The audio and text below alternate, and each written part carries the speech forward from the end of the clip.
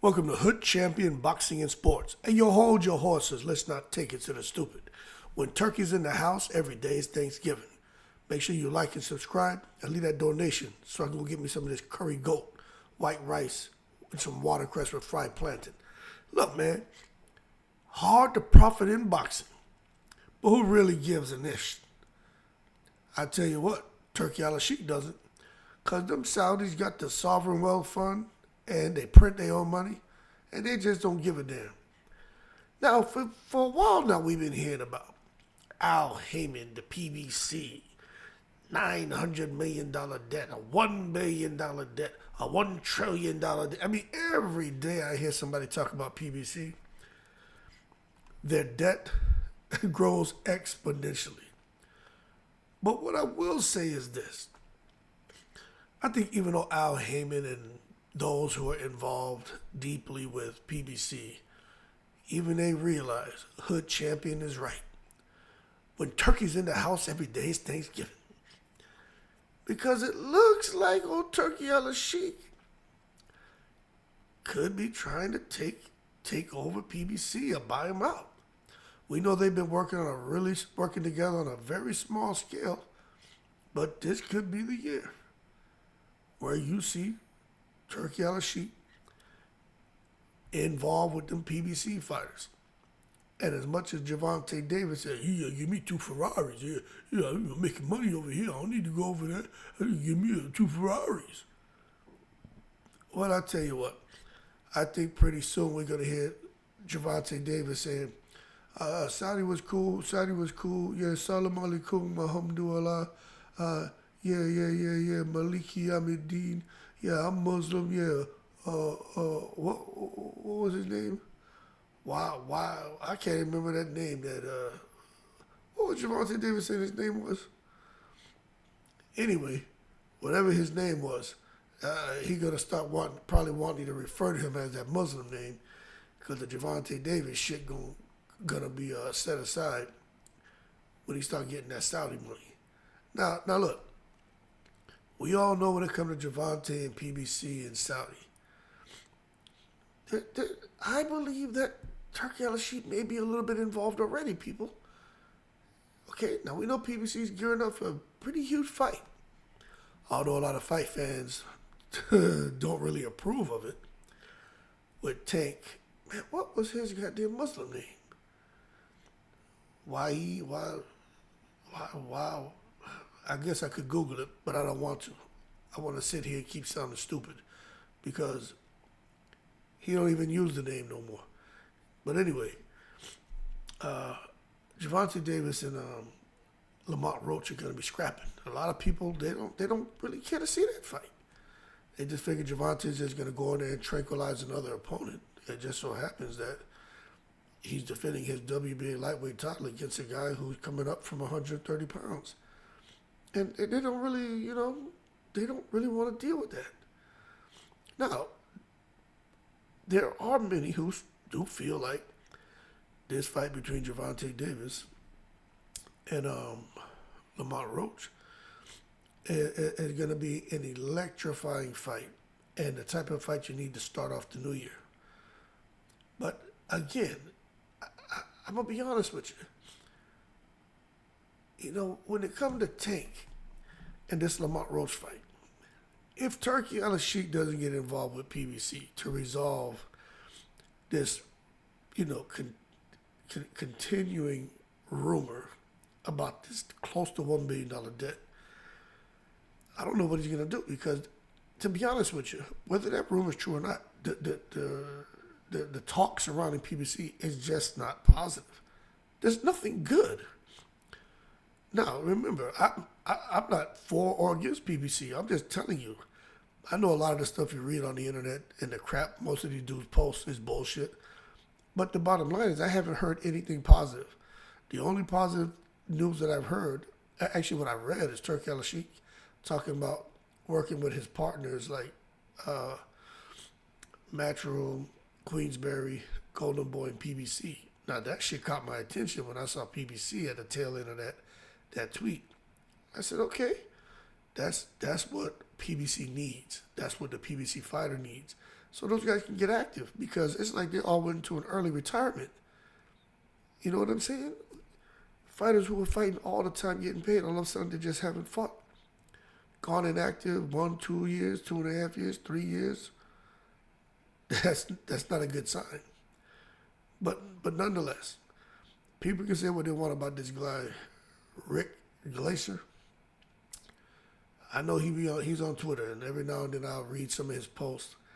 At first, I thought he was just blowing hot air, but it looks like these shots that he takes at PBC and always trying to predict the future and saying how they're going under and how Heyman's bad for boxing and how he has all this debt.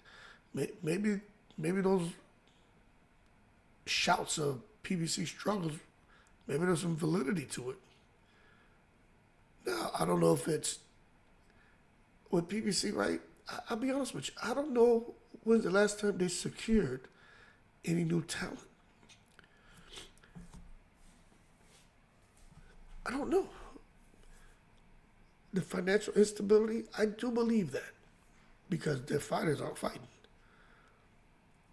But nonetheless, somehow, Al Heyman, this man, like you say, a cat has 9 lives. That man have like 10, 11, 12, 13 lives because he managed to keep the wheels turning right. But nonetheless, when you look at what Turki Alalshikh has been doing in boxing, this man has been moving and shaking and creating what I would say created, because it's already happened, a seismic shift in the boxing world. It's just in combat sports because his tentacles are reaching into all disciplines, man. And I'm telling you right now, there's some shit going on between him and Trump. Dana White being the conduit.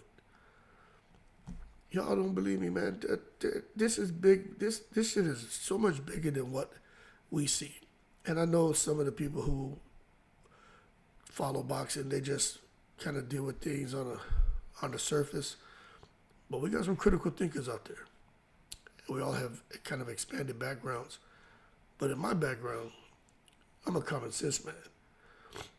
And I know when there's more involvement than what's being disclosed. I just know from experience.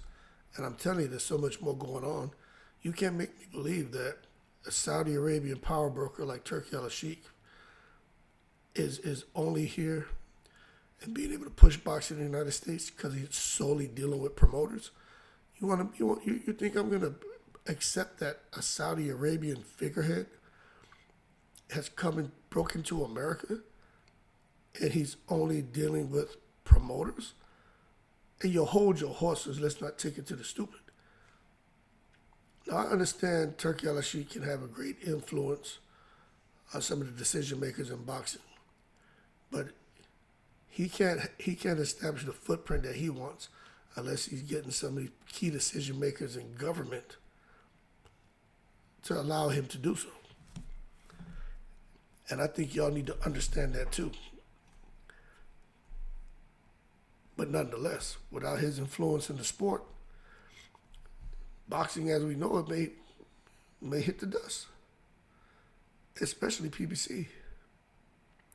Now, I don't know how true this is, right?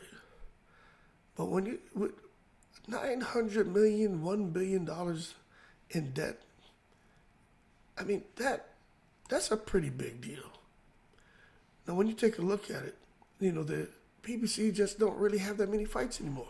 They significantly reduced the number of live pay-per-views a year. I remember at one point they were doing, 35 to 45 pay-per-views annually.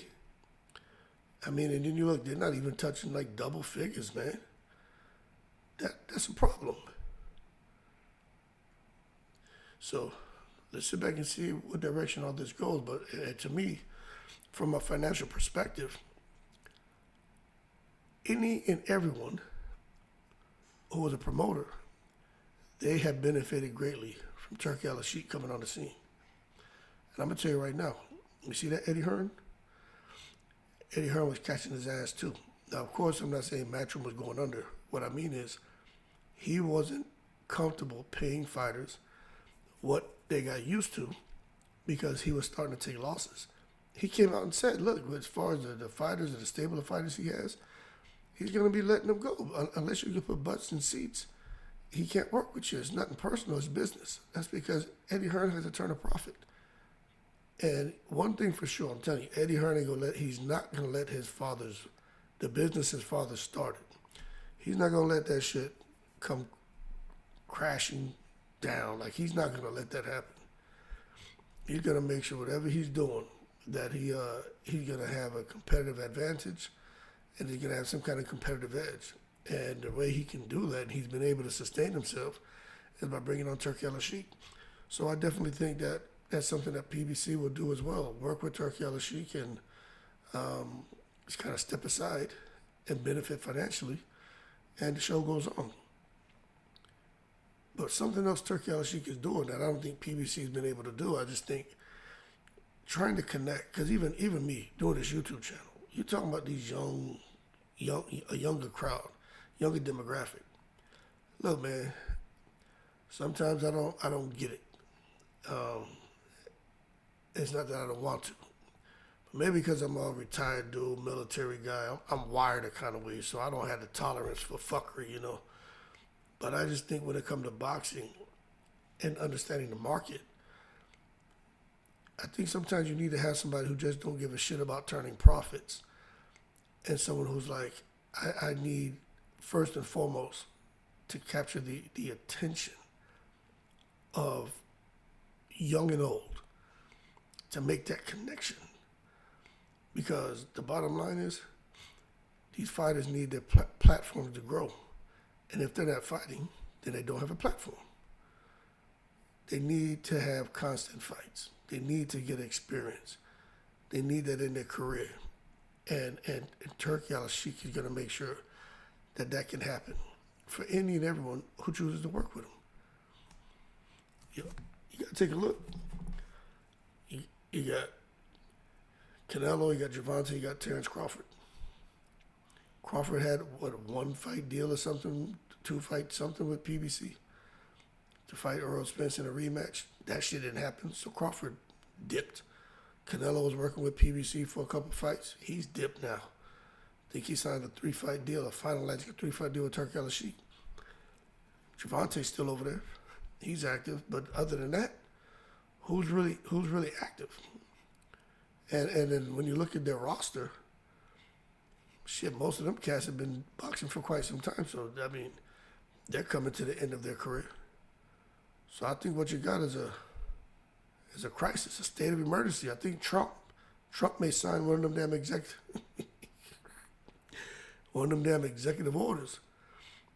Because if Turkey or Trump don't get involved with the PBC,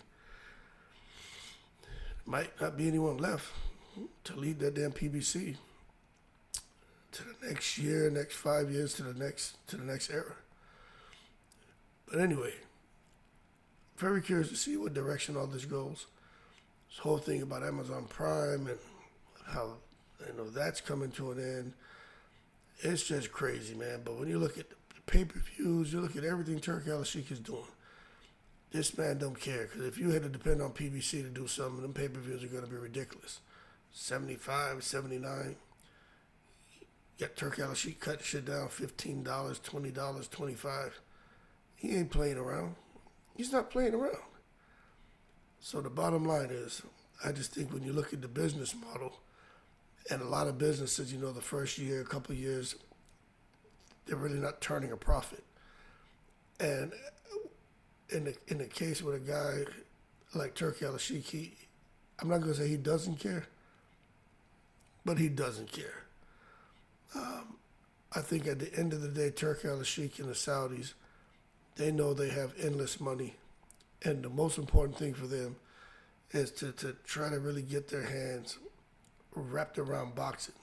To have, and I'm going to say this, all the control so they can use boxing to help turn Saudi into a destination and to help with the tourism, etc., and getting the rest of the world to not see them as problematic, and to help get them beyond focusing on all the civil rights issues and etc. Right? If boxing alone can do that for Saudi, I don't know. But sports is something that they're using as a vehicle to help achieve that. And